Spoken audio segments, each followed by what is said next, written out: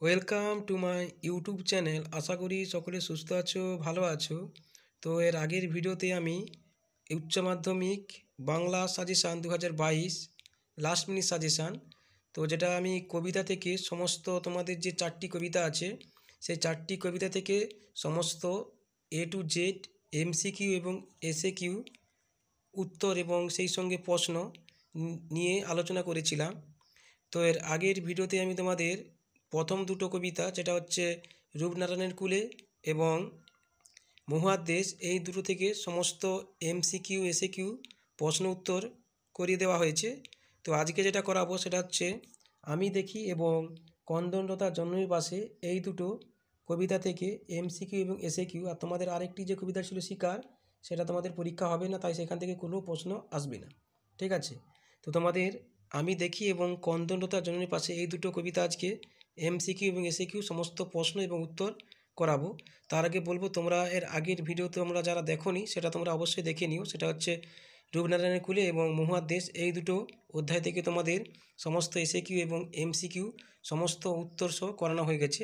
তাছাড়া তোমাদের বাংলা সাজেশান, অন্যান্য বিষয়ের সাজেশানের সঙ্গে সঙ্গে বাংলা সাজেশান যেটা লং প্রশ্ন, সেটাও তোমাদের উত্তর সহ আমি দিয়ে দিয়েছি। তোমাদের ইতিহাস, ভূগোল, রাষ্ট্রবিজ্ঞান, এডুকেশান, দর্শন সমস্ত কিছু তোমাদের আমি উত্তর সহ সাজেশান দিয়ে দিয়েছি। তবে সেগুলো সমস্ত কিন্তু লং প্রশ্ন ছিল, শর্ট প্রশ্ন আমি দেইনি। শুধুমাত্র বাংলাটা আমি আবার শুরু করেছি নতুন করে। তোমাদের বাংলা লং প্রশ্নের সমস্ত সাজেশান দিয়ে দিয়েছি, তোমাদের প্রবন্ধ রচনা থেকে শুরু করে সমস্ত কিছু। তো এখন আমি তোমাদের শুধুমাত্র বাংলাতে তোমাদের অধ্যায় ভিত্তিক, অর্থাৎ সেটা গদ্য পদ্য, এই অধ্যায়গুলো তোমাদের শুধুমাত্র MCQ SAQগুলো করাচ্ছি, যেহেতু এখনও কিছুটা সময় আছে তাই আমি করাচ্ছি।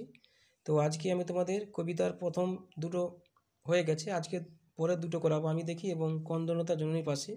তাই তোমাদের বলবো তোমরা ভিডিওটা শেষ পর্যন্ত দেখবে, কারণ ভিডিওটা একটু বড় হতে পারে, কারণ আমি তোমাদের সম্পূর্ণ প্রশ্নগুলো দেখাবো, তার সঙ্গে উত্তরগুলো বলে দেবো।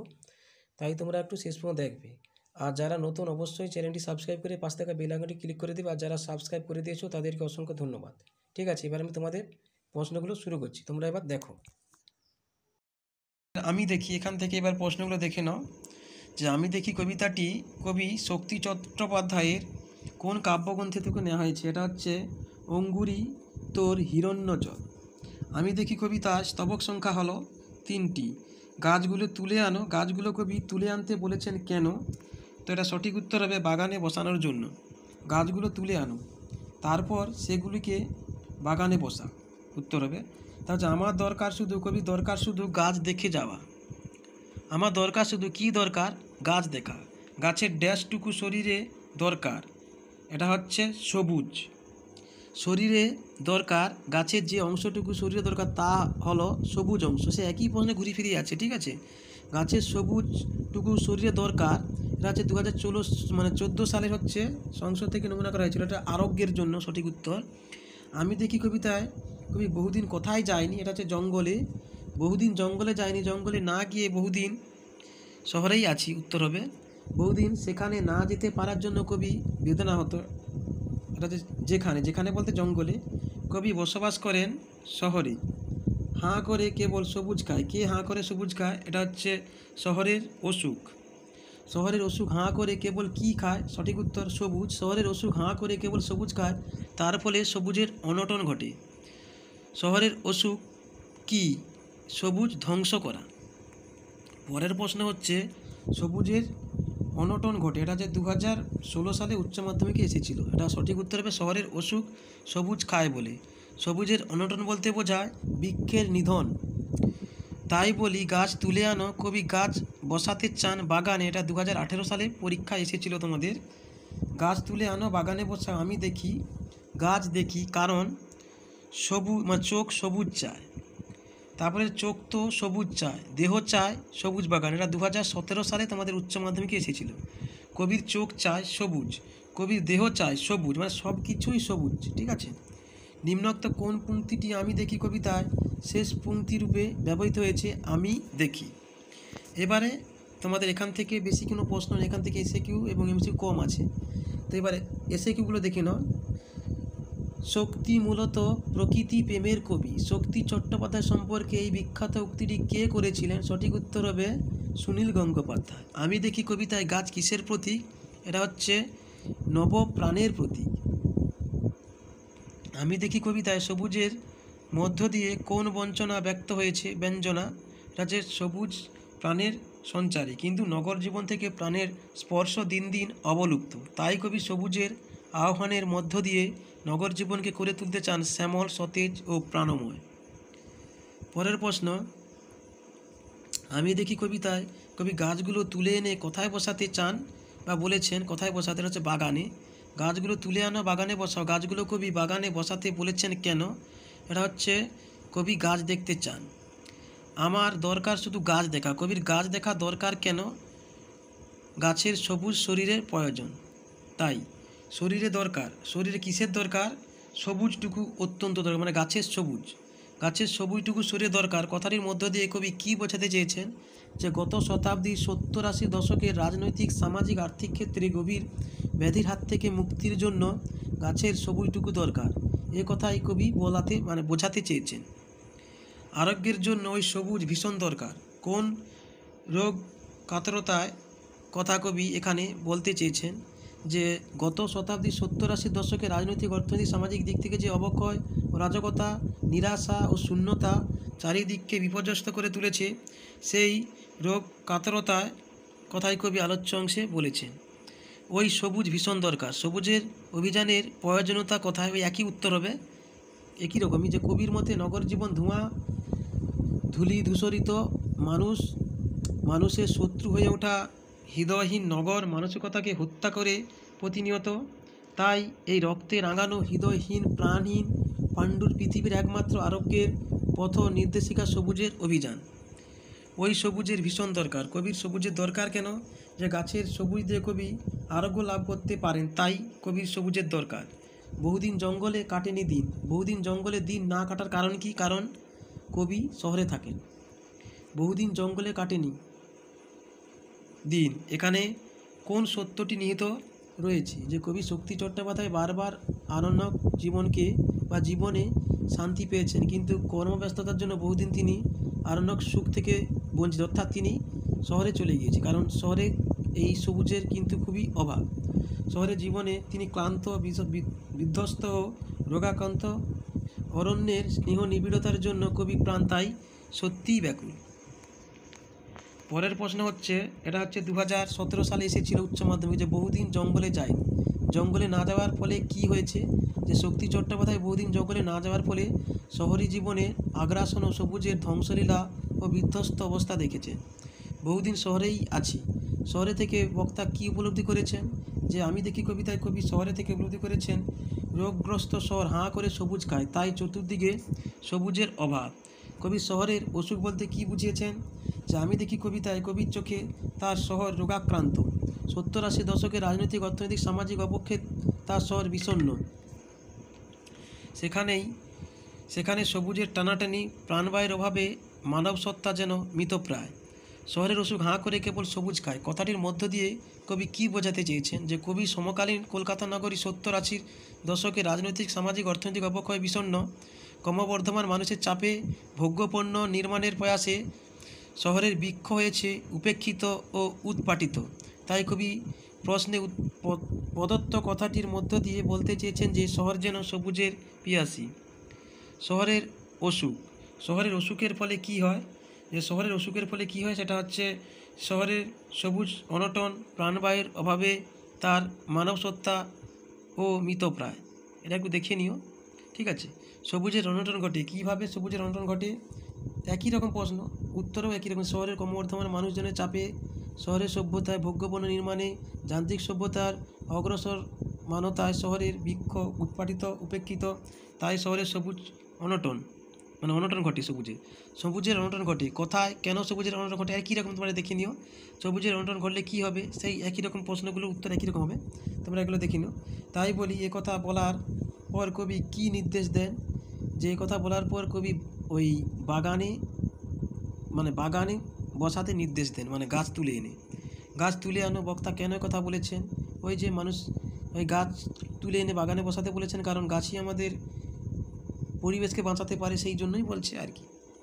আমি দেখি কবিতায় কবি শক্তি চট্টোপাধ্যায়ের চোখে পড়েছে যে কবি কেন গাছ তুলে আনার কথা বলেছেন, যে কবি শক্তি চট্টোপাধ্যায়ের চোখে পড়েছে যে শহর জীবনে সবুজের অভাব রয়েছে, তাই তিনি গাছ তুলে আনার কথা বলেছেন। চোখ তো সবুজ চায়, চোখ সবুজ চায় কেন? সেই একই রকম উত্তরগুলো তোমরা দেখিয়ে নিও, এটা একই রকমই আছে। চোখ সবুজ, দেহ সবুজ চায়, একই রকমই, একই উত্তর হবে। আমি দেখি কবিতায় কবি চোখ ও দেহ কী কামনা, একই জিনিসকেই আবার ঘুরিয়ে দিয়েছে। গা যেন বাগানে বসে আমি দেখি কবি, মানে আমি দেখি কবির এ কথা বলার কারণ কি? তো প্রশ্নের উত্তরগুলো একই রকম, তোমরা এটা দেখি নাও, ঠিক আছে? আমি দেখি কবি কী দেখতে চান, সেই যে সবুজ বা গাছের সবুজ দেখতে চান, এটা 2015 সালে এসেছিল। তো প্রশ্নগুলো কিন্তু একই রকম, সংখ্যা হলে কী হবে, যে প্রশ্নের সংখ্যা বেশি হলে কী হবে, একই জিনিস ঘুরিয়ে ফিরে আসে। তাই তোমরা এটা একটু ধরে যদি পড়তে পারো, তো তোমাদের শর্ট ফর্মও সবগুলোই কমপ্লিট হয়ে যাবে, আর ভুল হবে না, ঠিক আছে? এবার লাস্ট তোমাদের কবিতা চলে যাচ্ছি। তো লাস্ট যেটা হচ্ছে সেটা হচ্ছে কন্দনরতা জননীর পাশে। তো এটা শুরু করার আগে বলবো, তোমরা অবশ্যই চ্যানেলটি সাবস্ক্রাইব করে দেবে, তাহলে তোমরা এই ধরনের ভিডিও সবার আগে নোটিফিকেশান পেয়ে যাবে। আর কোনো প্রশ্ন থাকলে তোমরা জানাতে পারো। তোমাদের পরীক্ষা কিন্তু আর বেশি বাকি নেই, তোমাদের 2 এপ্রিলে পরীক্ষা হবে, তাই তোমরা খুব ভালো করেই পড়াশোনা করো। জানি যে করোনার কারণে তোমরা হয়তো ঠিকঠাক পড়োনি, তো তাও সময় আছে, তোমরা একটু ভালো করে পড়ে নাও, কারণ উচ্চ মাধ্যমিক হচ্ছে জীবনের একটি বড়ো মাপের পরীক্ষা। মাধ্যমিক তারপর উচ্চ মাধ্যমিক, এটাও একটু বড়ো পরীক্ষা, তাই তোমরা একটু ভালো করে, আর যে বাকি দিনগুলো আছে একটু ভালো করে পড়ো, ঠিক আছে? এবারে প্রশ্নগুলো দেখে নাও। কবি মৃদুল দাশগুপ্ত, মানে এটা মৃদুল দাশগুপ্তেরই লেখা, যে কবি মৃদুল দাশগুপ্ত একজন আধুনিক কবি। মৃদুল দাশগুপ্ত পেশায় একজন সাংবাদিক। কবি মৃদুল দাশগুপ্তের একটি কাব্যগ্রন্থের নাম হচ্ছে জলপাই কাঠের এসরাজ, এটা 2014 সালের নমুনা প্রশ্ন। কন্দলতা জননীর পাশে কবিতাটি কোন কাব্যগ্রন্থ থেকে গৃহীত? ধানক্ষেত কাব্যগ্রন্থ থেকে গৃহীত। কন্দনলতা শব্দটির অর্থ যে নারী কাঁদছে এমন। কবিতায় কন্দনলতার পাশে রয়েছে কবি। এখন যদি না থাকি, কবি কার পাশে থাকতে চান? কন্দনলতা জননী। এখন যদি না থাকি, এখন বলতে কবি কোন সময়ের কথা বলেছেন? যে দুঃখী নিরন্ন মানুষের উপর আক্রমণের সময়। কন্দনলতা জননীর পাশে এখন যদি না থাকি, তাহলে কেন গান গাওয়া? কেন তবে লেখা কথাটির অর্থ লেখা নিষ্প্রয়োজন। কেন গান গাওয়া কথাটির অর্থ গান না গাওয়াই শ্রেয়। তো প্রশ্নের উত্তরগুলো শুধু আমি বলে দিচ্ছি, তোমরা একটু পিডিএফটা করে নিও। আমি তোমাদের পিডিএফটা আমার টেলিগ্রামতে পাঠিয়ে দেবো, তোমরা সেই লিঙ্কটা এই ভিডিও ডিসক্রিপশন বক্সে পেয়ে যাবে। বাকি সাজেশানগুলোও তোমরা সমস্ত পেয়ে যাবে, ঠিক আছে? সেটা উত্তর সহ, ঠিক আছে? দেখে নাও পরের প্রশ্ন। কেন তবে আঁকা আঁকি কথাটির অর্থ হচ্ছে আঁকা অর্থহীন মনে হওয়া। লেখা গান গাওয়া আঁকা আঁকি কবির কাছে বৃথা। নিহত ভাই বলতে কবি বুঝিয়েছেন যে কোনো ভাইকে, মানে যে কোনো ভাই, মানে যে কোনো ব্যক্তি মারা যাচ্ছে সেটাই বলতে চাচ্ছে। নিহত ভাইয়ের শবদেহ দেখে নাই যদি হয় ক্রোধ, এটা 2016 এবং 2019 সালে এসেছিল। নিহত ভাইয়ের শবদেহ দেখে কবি সমাজ ও ভালোবাসার পাশাপাশি কিসের যৌক্তিকতা নিয়ে প্রশ্ন তুলেছেন? এটা হচ্ছে মূল্যবোধের। এটা একটু গন্ডগোল হয়ে গেছে, দাঁড়াও। তো ঠিক আছে, এবারে যে কিসের মূল্যবোধ বলতে কবি কি বুঝেছেন? মানবিকতা। খালি হয়ে যাচ্ছে উল্টে পাল্টে। ভালোবাসা, সমাজ ও মূল্যবোধ সম্বন্ধে কবির প্রশ্ন ওঠার কারণ হচ্ছে এসব বর্তমানে মূল্যহীন। যে মেয়ে নিখোঁজ কথাটির অর্থ হচ্ছে যার খোঁজ নেই। ছিন্ন ভিন্ন দেহ পাওয়া গেছে যে মেয়েটি, সে নিখোঁজ ছিল। নিখোঁজ মেয়েকে খোঁজা, মানে কোথায় খুঁজে পান কবি? জঙ্গলে। মেয়েটি ছিন্ন ভিন্ন কারণ সে লাঞ্ছিতা হয়েছে। যে মেয়ে নিখোঁজ ছিন্ন ভিন্ন, তার জন্য কবি কী করতে চেয়েছেন? যে প্রতিহিংসা পরায়ণ হতে চেয়েছেন। আমি কি তাকাবো আকাশের দিকে, কি দেখে? উত্তর হবে নিখোঁজ জঙ্গলে পড়ে থাকা ছিন্ন ভিন্ন দেহ দেখে। আমি কি তাকাবো আকাশের দিকে, পরের পংক্তিটি হলো বিধির বিচার চেয়ে।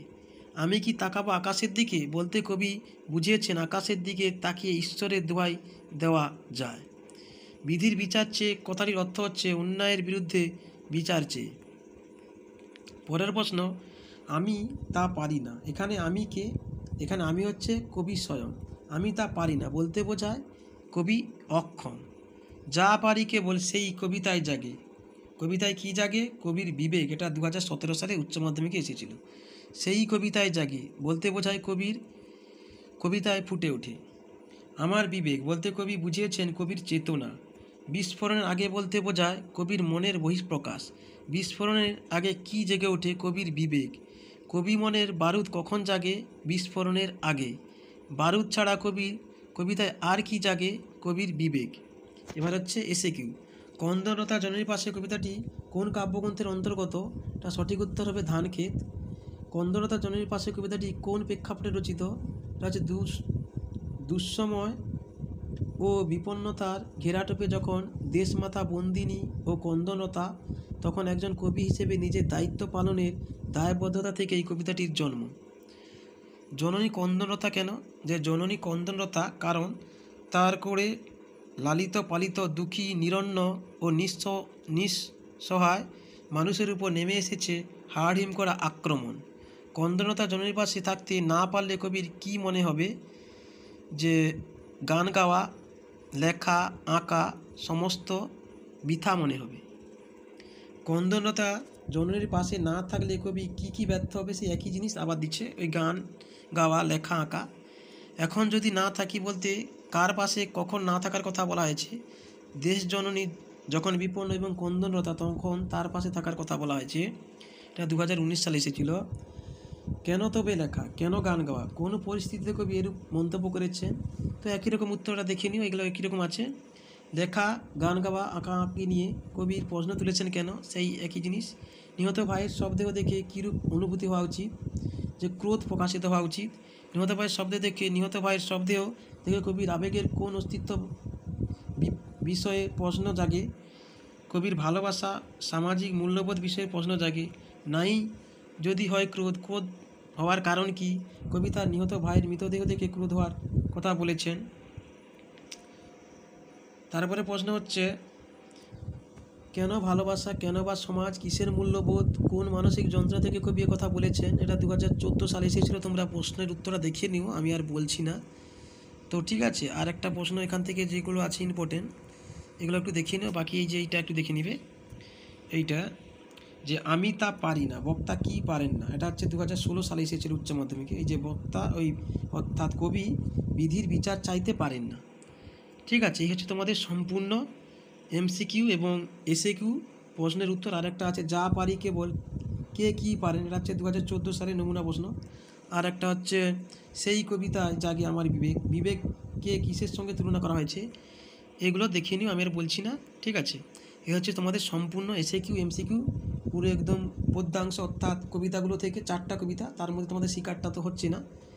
আর বাকি লং প্রশ্ন তো আমি দিয়ে দিয়েছি তোমাদের, তোমরা সেটা এই ভিডিও ডিসক্রিপশন থেকে পেয়ে যাবে।